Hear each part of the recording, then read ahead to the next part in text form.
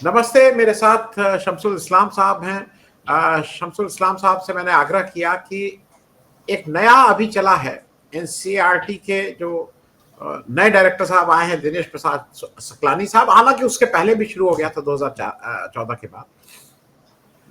एक चीज हम देख रहे हैं कि हमारी किताबों से इतिहास जो है वो बदला जा रहा है।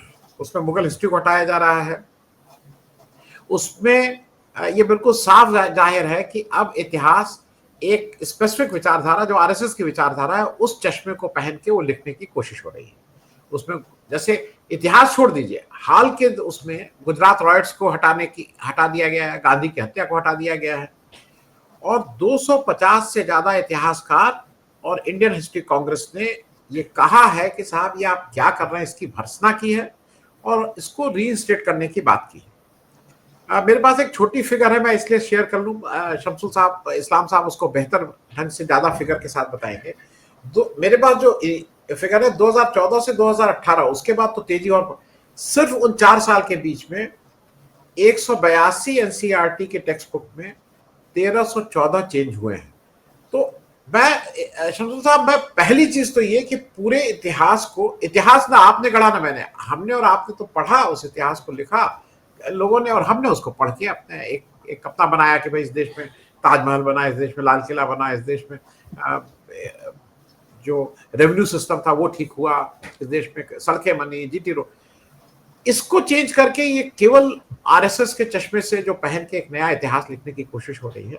पहले तो वो क्या इतिहास हो रही है उस पर बताइए, और इसके रिपरकशंस क्या है उस पर बताइए। आनंद भाई, एक तो मैं पब्लिक इंडिया को बहुत शुक्रगुजार हूँ और आपको धन्यवाद देना चाहता हूँ कि आपने इस तरह के सवाल पर चर्चा करने का तय किया और मुझे मौका दिया।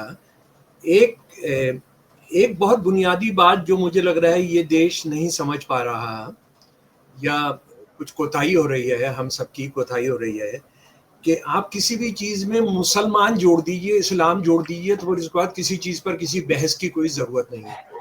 अभी हम आएंगे, यानी मुगल काल को कैसे हटाया गया, क्या क्या किया गया, गुजरात के दंगों को हटाया गया, लेकिन उस आड़ के अंदर इस नई टेक्स्ट बुक में जो एक बहुत मजे हुए आरएसएस के पुराने सकलानी साहब हैं, उन्होंने जो करवाया है, और मजे की बात ये, इस काम के लिए एक क्रिश्चियन, एक इंटेलेक्चुअल है जिसने इसको इतिहास, हाँ, वो जो है, वो जिस काम को करवाया गया है वो सामने है।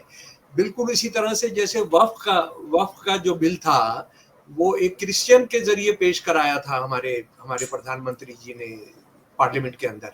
तो लेकिन जरा सा मुसलमान और इस्लाम के आड़ में, और इस्लामी रूल के आड़ में, मुसलमान रूल के आड़ में जो किया गया, जरा उसको सुन लीजिए। आपातकाल में स्वतंत्रता के बाद भारत में राजनीति का जो कक्षा 12वीं की राजनीति विज्ञान की किताब है उसको कम कर दिया गया है, और आपातकाल के कठोर प्रभाव क्या पड़े थे उसको बाहर कर दिया गया है। ये हमें आरएसएस बीजेपी की सरकार बताती है आनंद भाई कि वो बहुत लड़े थे, जो बहुत कठोर प्रभाव थे उसको निकाल दिया गया है।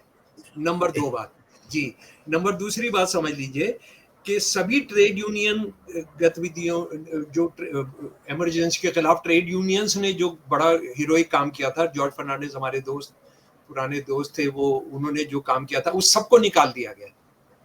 यानी ये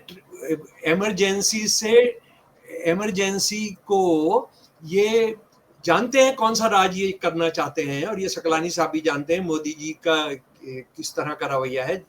अब एक नॉर्मल है इमरजेंसी, तो इमरजेंसी के खिलाफ ट्रेड यूनियन उससे कोई सबक ना सीखे, इंदिरा गांधी की इमरजेंसी के खिलाफ जो लड़े थे, और जो बहुत भयानक कठोर जो प्रभाव पड़ा था जनता पर, जो तबाह हुई थी।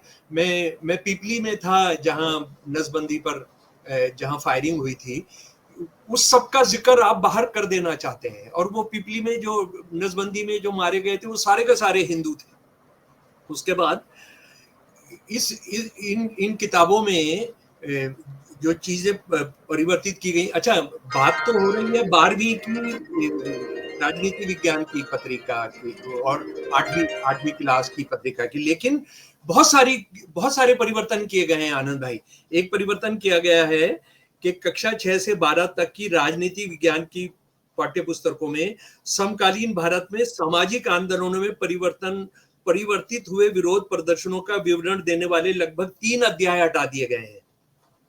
यानी जो कांग्रेस के खिलाफ, इंदिरा गांधी के खिलाफ जो सारे आंदोलन हुए उसका जो इतिहास है उसको आपने हटा दिया। लोकप्रिय आंदोलनों के उदय का जो चैप्टर था वो हटा दिया गया। और उसमें क्या क्या है जरा गौर करिए मेरे प्यारे सुनने वालों, सुनिए। चिपको आंदोलन, महाराष्ट्र का दलित पैंथर्स, 80 के दशक के कृषि संघर्ष, विशेष रूप से भारतीय किसान संघ द्वारा संचालित संघर्ष, आंध्र प्रदेश के शराब विरोधी आंदोलन। यानी किस किस को हटाए, किस किस से डरते हैं कि स्टूडेंट्स पढ़ लेंगे शराब विरोधी आंदोलन, क्योंकि शराब आप कॉमन कर दे रहे हैं, शराब आप जो है खुला कर दे रहे हैं आप। और उसके बाद आप सरदार सरोवर परियोजना के खिलाफ जो आंदोलन जो तमाम हुए थे मध्य प्रदेश के अंदर, गुजरात के अंदर, महाराष्ट्र के अंदर, आपने उसको पूरा खारिज कर दिया है, आपने पूरा का पूरा निकाल दिया है।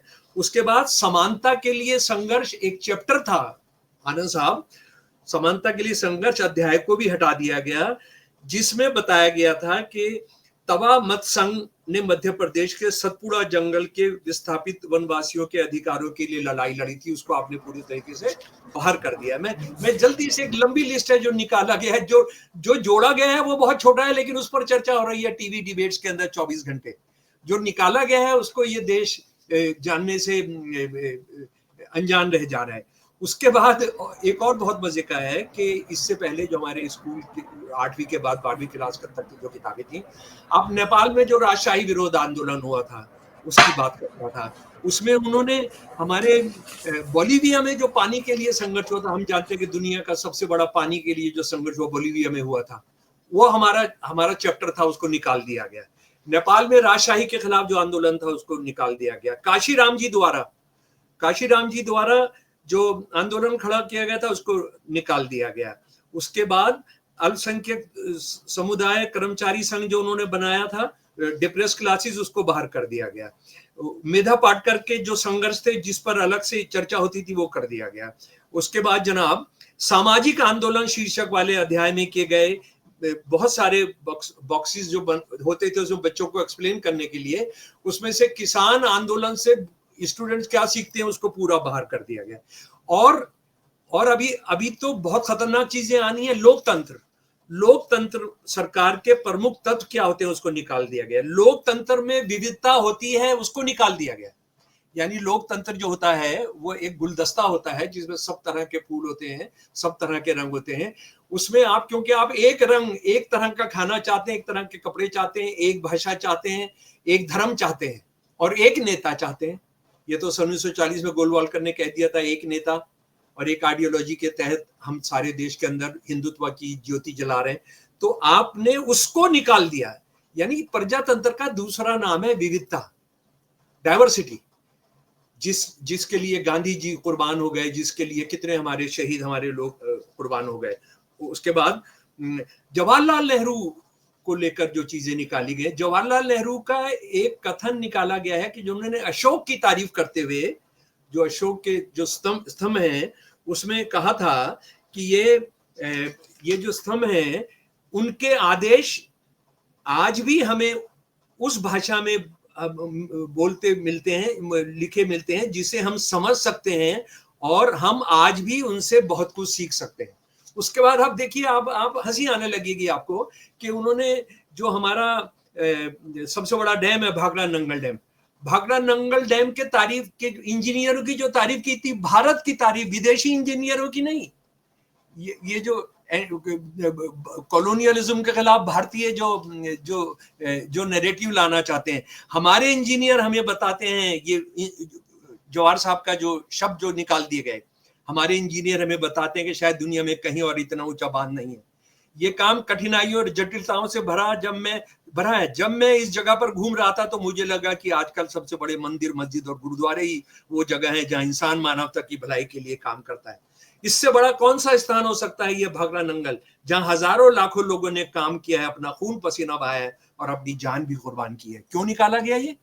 क्योंकि आज तो धार्मिक स्थान जो है वो इस देश की अस्मिता है, वो इस देश की पहचान है, उससे बाहर राजनीति चलती नहीं है। वो ये कह रहे हैं मेरे लिए तो मंदिर, मस्जिद, गुरुद्वारा, काबा, काशी, सबका सब ये भाखड़ा नंगल डैम है। हम आधुनिक भारत की बात कर रहे हैं। अच्छा, राजद्रोह, राजद्रोह का एक चैप्टर था कि कैसे इनकलाबियों ने राजद्रोह किया जो अंग्रेजों के खिलाफ।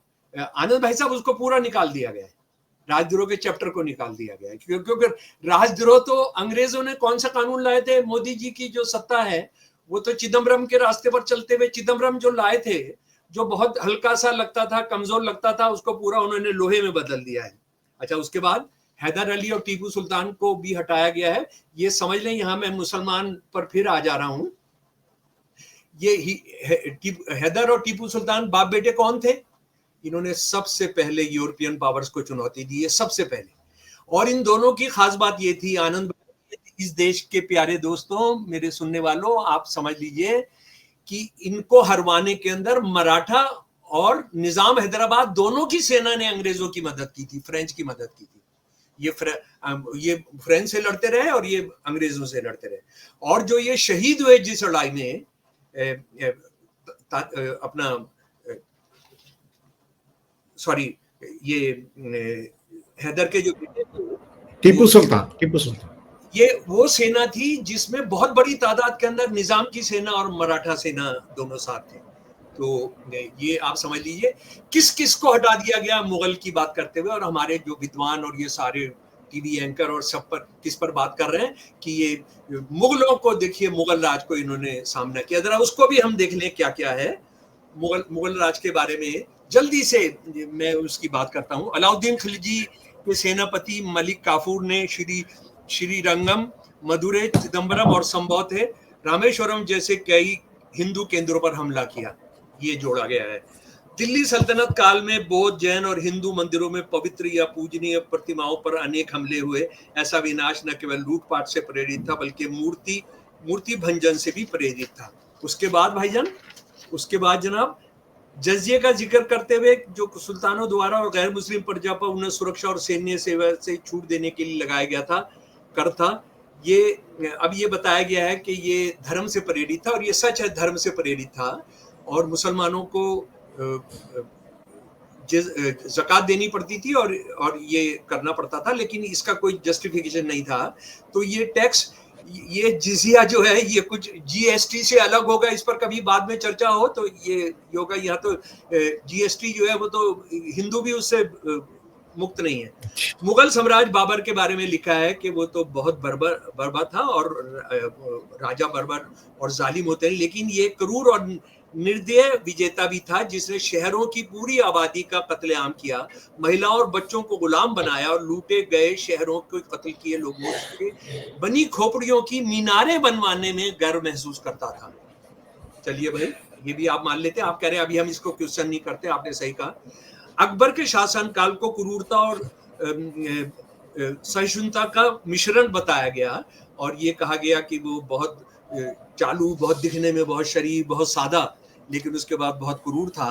उसके बाद औरंगजेब के बारे में जो तमाम चीजें बताई गई जिसको हम सुनते रहते हैं कि औरंगजेब जो है वो एक मंजिनेब रखता था नाश्ता करने से पहले। उसके व्यक्तिगत धार्मिक इरादे को भी स्पष्ट करते हैं। उसने प्रांतों के राज्यपालों को स्कूलों और मंदिरों को ध्वस्त करने का आदेश दिया और बनारस, मथुरा, सोमनाथ जैन मंदिरों और सिख गुरुद्वारों में मंदिरों को ध्वस्त कर दिया। महमूद गजनी के बारे में ये दूसरा अध्याय है। महमूद गजनी अफगानिस्तान का उल्लेख किया गया है जिसमें उप महाद्वीप पर आक्रमण किया था और सोमनाथ मंदिर का आक्रमण किया था। उसमें सबसे पहले उसके नाम से सुल्तान की उपाधि हटा दी गई है। दूसरा, उसने लगभग हर साल उप महाद्वीप पर आक्रमण किया और ये 17 बार उसने आक्रमण किया। ठीक है जनाब, बिल्कुल सही है, ये बात आपने कर दिया। पर हमको सिर्फ एक बात बता दीजिए, सिर्फ एक बात में कई चीजें हैं कि अकबर जो बाकी में जो आपने कहा वो सब सही था, मैं मान ले रहा हूं, हम उसको क्वेश्चन ही नहीं कर रहे हैं। अकबर कभी क्या राणा प्रताप जी से लड़ने गया? हल्दी घाटी की लड़ाई में मुगल सेना का नेतृत्व कौन कर रहा था? उनका साला मान सिंह। मान सिंह ने सारी लड़ाइयां लड़ी राणा प्रताप से, उससे पहले भी जो छुटपुट लड़ाइयां हुई, और ये साले थे उनके। और ये मान सिंह साहब जो थे, इनको अकबर ने सवा का, हम सब वो एक होते हैं, इसने सवा की उपाधि दी थी उनको। अच्छा, उसके बाद जरा औरंगजेब के राज में आ जाइए।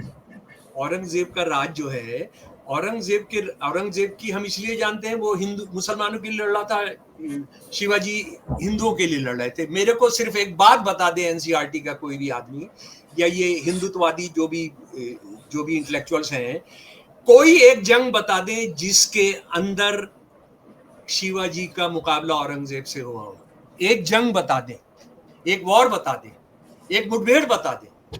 सारी की सारी जंगें औरंगजेब की लड़ी मानसिंह वन और उनके भतीजे मानसिंह टू ने। ये मानसिंह वन और मानसिंह टू वो हैं जिनको इतने खिताब दिए हैं औरंगजेब ने।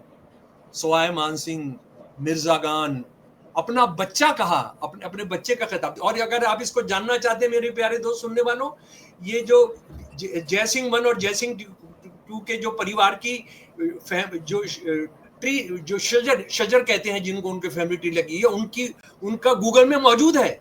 वो जाकर देख लीजिए कि इनको औरंगजेब ने और इनको अकबर ने और किसने कितने कितने खिताब दिए थे। और मैं आपको एक और बात बताना चाहता हूँ, औरंगजेब का सबसे प्रिय प्राइम मिनिस्टर था राजा रघुनाथ, एक कायस्थ। और राजा रघुनाथ की जो खिदमत में जो कुछ, की तारीफ में जो कुछ लिखा है, उसको पढ़ने के बाद, टोडरमल रेवेन्यू मिनिस्टर थे औरंगजेब के। ये अकबर के भी थे और औरंगजेब के भी थे। इसको आपको जरा सा इसको जहन में रखना चाहिए।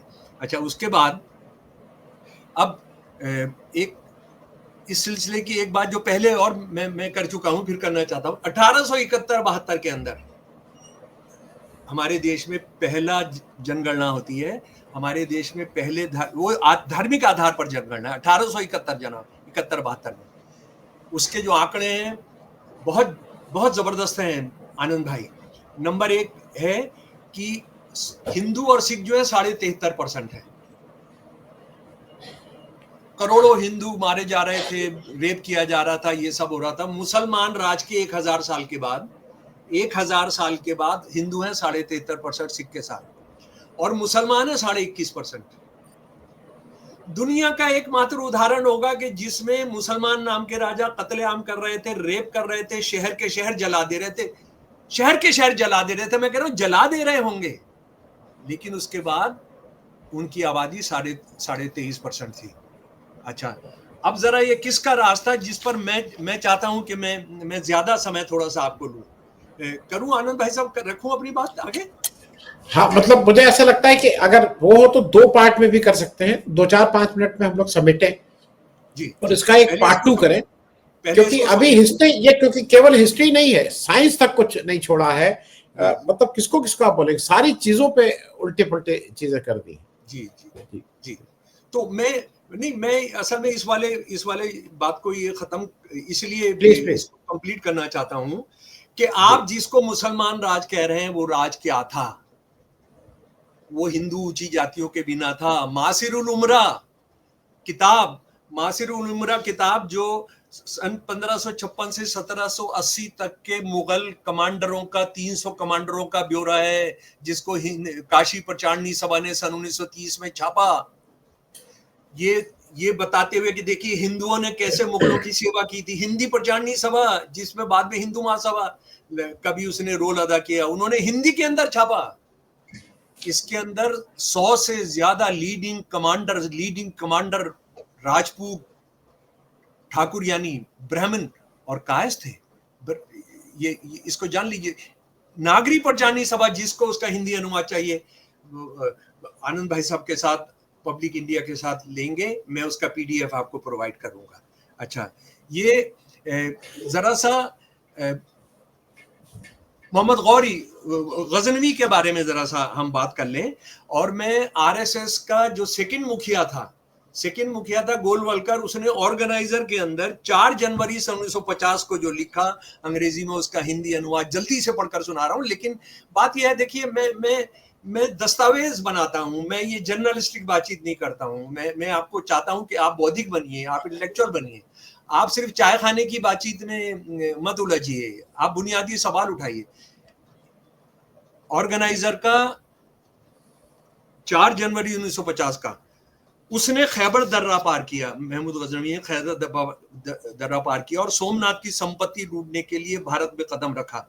उसे राजस्थान के विशाल रेगिस्तान को पार करना पड़ा। एक समय ऐसा भी आया जब उसके पास ना तो भोजन था, ना ही उसकी सेना के लिए पानी, और यहां तक कि अगर वह खुद अपने हाल पर छोड़ दिया जाता तो वो नष्ट हो जाता। अगर अपने हाल पर छोड़ दिया जाता तो नष्ट हो जाता, लेकिन नहीं।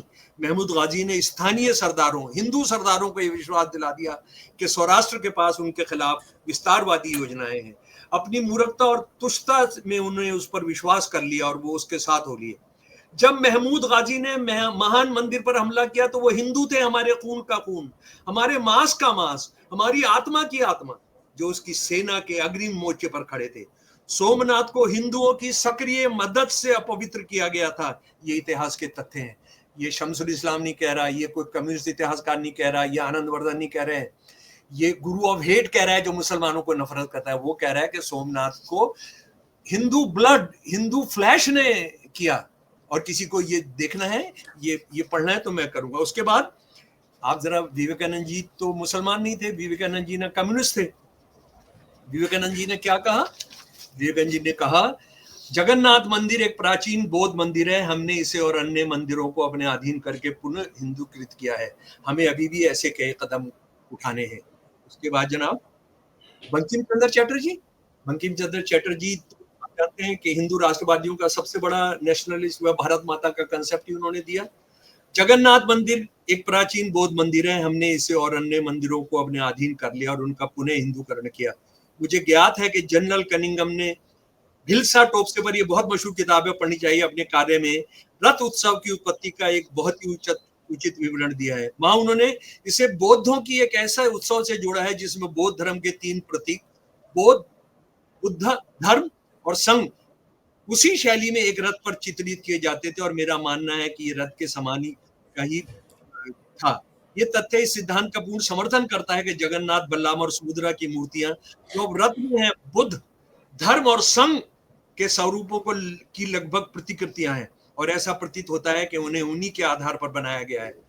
हमें भी इस तरह के कई काम करने होंगे। जल्दी से, मेरी बात खत्म हो रही है भाई साहब, जरा दयानंद सरस्वती जी के पास हम आ जाते हैं। सत्यार्थ प्रकाश 10 वर्षों तक, वो शंकराचार्य की बात कर रहे हैं, आदि शंकराचार्य की बात कर रहे हैं, 10 वर्षों तक उन्होंने पूरे देश का भ्रमण किया, जैन धर्म का खंडन किया और वैदिक धर्म का समर्थन किया। आजकल जो भी खंडित मूर्तियां जमीन से खोदकर निकाली जाती हैं वह शंकर के काल में खंडित हुई थी, जबकि जो मूर्तियां यहां वहां जमीन के नीचे पूरी मिलती हैं उन्हें जैनियों ने खंडित होने के भय से दबा दिया था। और लास्ट में मैं आपको बताना चाहूंगा, पुष्यमित्र शुंगा, सब जानते हैं कि किस तरह से उन्होंने अशोका का जो डायनेस्टी थी उसके सबसे आखिरी राजा को कैसे कत्ल किया था, और उसके बाद उन्होंने किस तरह से तमाम देश में बुद्धों और उनके राजा का भी कत्ल किया था जो ब्राह्मण नहीं थे। कहा जाता है कि एक बड़ी सेना के साथ, ये बौद्ध एक किताब है, उससे सेना के साथ स्तूपों को नष्ट करते हुए, मठों को जलाते हुए और भिक्षुओं की हत्या करते हुए सकला तक पहुंचा, जिसे अब सियालकोट के नाम से जाना जाता है, जहां उसने एक श्रवण वेदों का विरोध करने वाले का हर प्रत्येक सर के लिए 100 दिनार का पुरस्कार घोषित किया जी। और उसके बाद मैं आ जाता हूं, मराठा जब गए कलकत्ता, बंगाल, और ये मैं फिर एक हिंदू इतिहासकार, जदुनाथ सरकार, जिनको आरएसएस कहती है, सिर्फ एक हिंदू इतिहासकार है जो हिंदुओं का जिसने इतिहास लिखा। उसने लिखा है अपनी किताब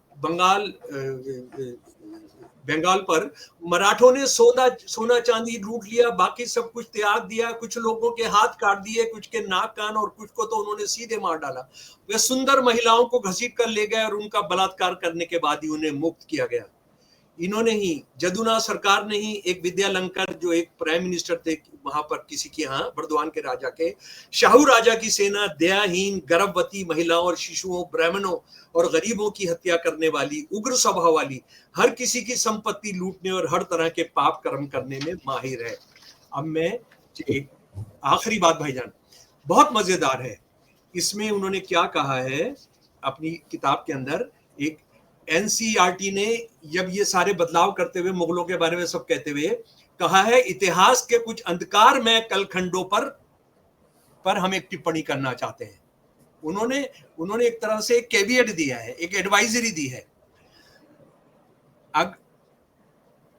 अतीत की घटनाओं के लिए आज किसी को भी जिम्मेदार ठहराया जाना नहीं चाहिए। ये क्या कह रहे हैं?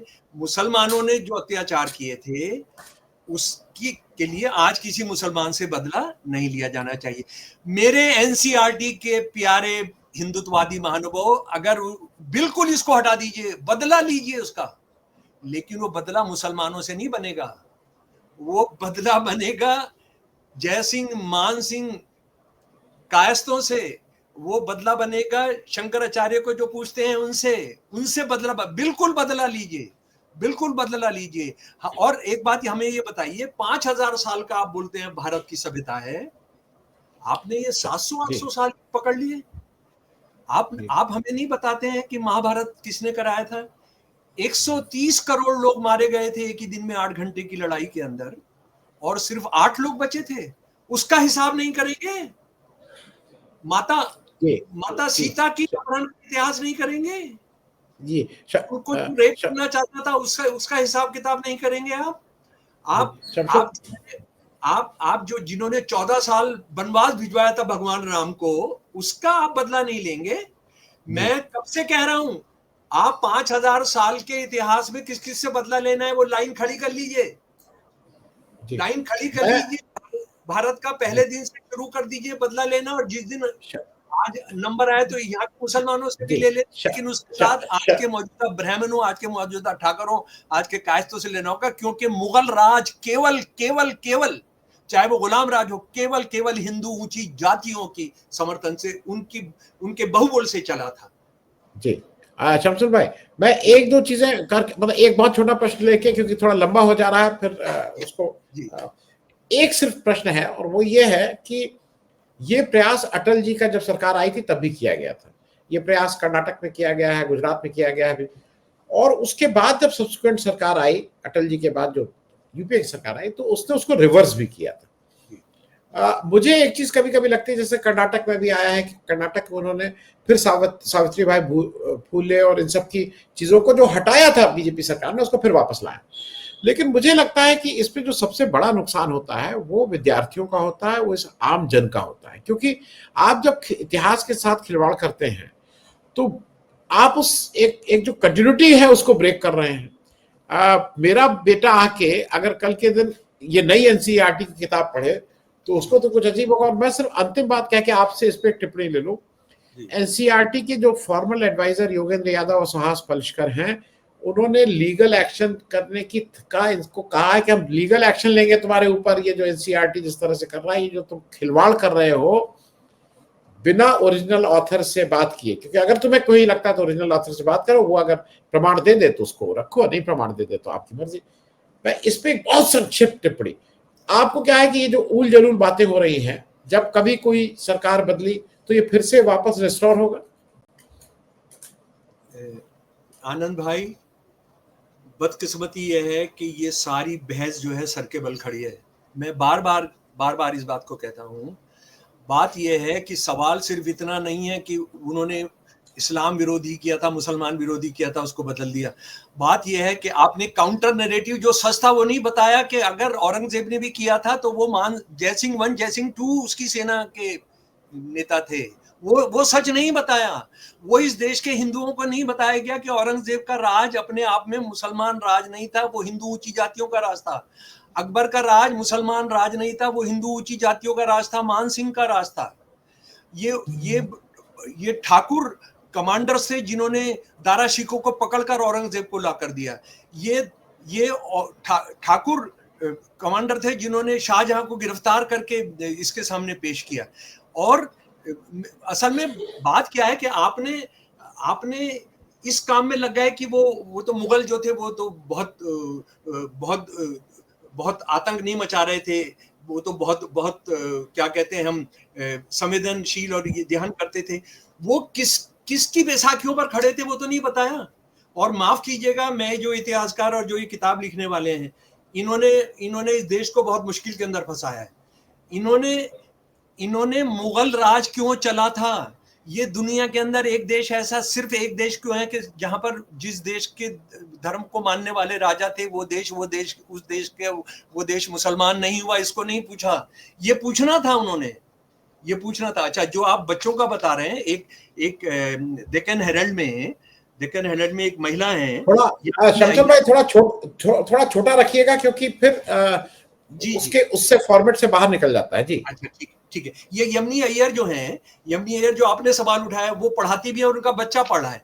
उन्होंने कहा है कि ये नई किताबें आपने कर दी, 4 महीने बीत गए, किताब तो आई नहीं बच्चों के हाथ में, टीचर के हाथ में नहीं आई है। जी।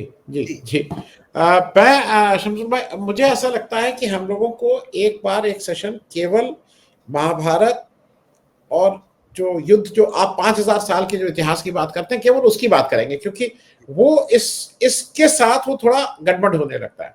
लेट अस टॉक, तो let us only talk of that, only restrict our discussion to the Mahabharata वाला, और वो क्या था, उसके रिपरकशंस क्या थे, उसमें क्या हुआ, उसमें किस तरह के लोग एक दूसरे के सामने थे, क्या पावर स्ट्रगल कैसा था, घर घर में झगड़ा हो रहा था, उस पर लेट अस टॉक समझे। बहुत बहुत शुक्रिया।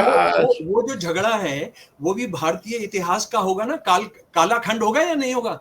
ये मुगल राज जो आप चला रहे थे, आरएसएस, ये उस दिन बात करेंगे शमशेर भाई, उस दिन इस पे बात करेंगे। मुझे लगता है कि आज इतना ही। बहुत बहुत शुक्रिया बात करने के लिए, थैंक यू सो मच। बहुत बहुत शुक्रिया। Okay sir.